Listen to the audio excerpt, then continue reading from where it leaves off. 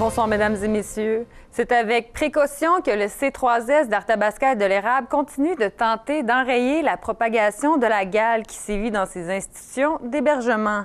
Encore cette semaine, 4 nouveaux cas ont été diagnostiqués à Victoriaville et à Warwick. Il faut surveiller la situation parce qu'il y a une période d'incubation qui va jusqu'à 6 semaines. Donc, à partir du moment où la personne est infectée et contagieuse, elle peut développer ses symptômes seulement 6 semaines plus tard. Donc, effectivement, l'établissement surveille la peau des bénéficiaires et puis, au moindre doute, ces gens-là sont mis en isolement avant le diagnostic. Et si ça se confirme que c'est de la gale, ils sont traités rapidement. Les premiers cas de gale ont été détectés au centre Le Roseau à Victoriaville il y a 3 semaines. Le type de gale norvégien, plus virulent que la souche normale, est la cause de la propagation de la gale chez le personnel et les résidents. Toute forme de gale, c'est très contagieux, mais une forme de gale norvégienne peut transmettre la maladie à plus de personnes dans une courte période de temps.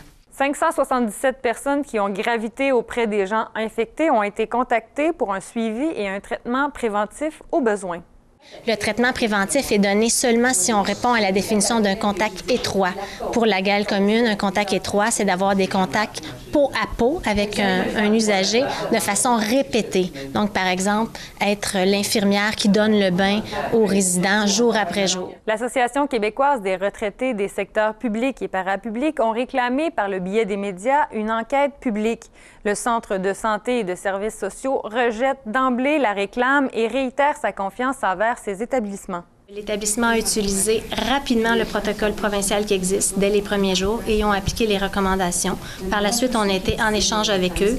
On a fait des recommandations de notre côté aussi et l'établissement les a suivies. Donc, pour nous, l'établissement a fait ce qu'il devait faire en suivant les recommandations provinciales et les nôtres.